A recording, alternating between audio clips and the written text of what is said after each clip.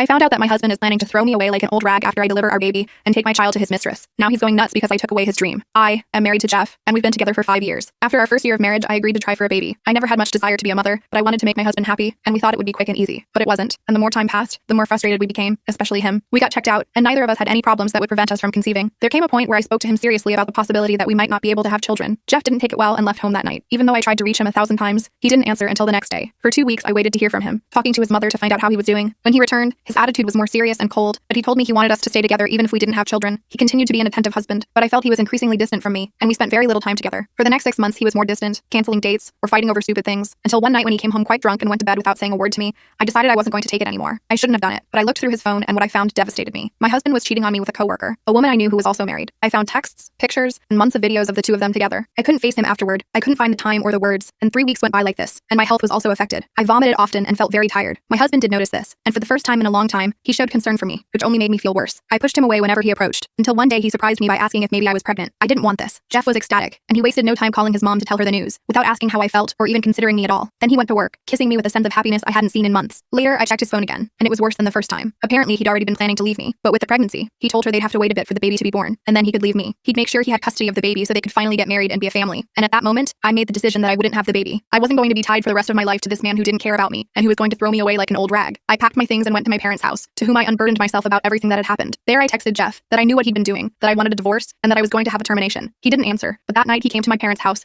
banging on the door and demanding that I come out to talk to him. My dad took charge and told him to leave and that I didn't want to talk to him, but he kept yelling at me, calling me a murderer and saying that he would ruin my life. It wasn't until my dad threatened to call the police that he left, but he continued to bombard my phone with calls and texts for the next few days. Even with my fear, my decision didn't change, and last week I went to the clinic. I recovered in a few days, and my parents helped me find a lawyer to start the divorce process. But 2 days ago, Jeff's mom called me again, and this time I answered, expecting the same treatment that I received via text. But she was gentle. She apologized and said she was upset about everything that had happened, but she wanted us to talk and find solutions. I hesitated for a while, but decided to go tell her the truth. Dinner was last night, and I thought it would be just her, but everyone was there. My father-in-law, Jeff, his brothers with their wives, his sister, and some uncles I barely met. The worst part was that everyone already knew about Jeff's affair, but they excused it by saying it was just a slip, a mistake, and that our marriage shouldn't suffer because of it. When it was Jeff's turn, his speech was the one that woke me up and filled me with rage, because it was pure lies about how I had distanced myself from him, and because of that he made a one-time mistake. But he just wanted to get back to how we were, go to therapy if necessary. I interrupted him and asked him how he could consider an affair of more than 6 months a slip or one-time mistake, and that left him cold because maybe he didn't expect me to know that information. Then I went on to ask his family if they knew that he planned to abandon me after I had the child, take me away from him, and start a family with his mistress, adding in the fact that she was also married. Everything I hadn't been able to say in person before came out at that moment. Everything he had put me through and the messages I had found on his cell phone. I ended up saying there was no going back, that I was going to file for divorce, and that I never wanted to see him again. Jeff's brothers and his father started complaining, demanding an explanation from him, but Jeff's mother kept talking to me, insisting that it was all a mistake, that things would change when the baby arrived. I confessed to her that I no longer had the baby, that innocent man didn't deserve this hell, much less a father like Jeff. I apologized because she burst into tears, and I left before anyone else could stop me.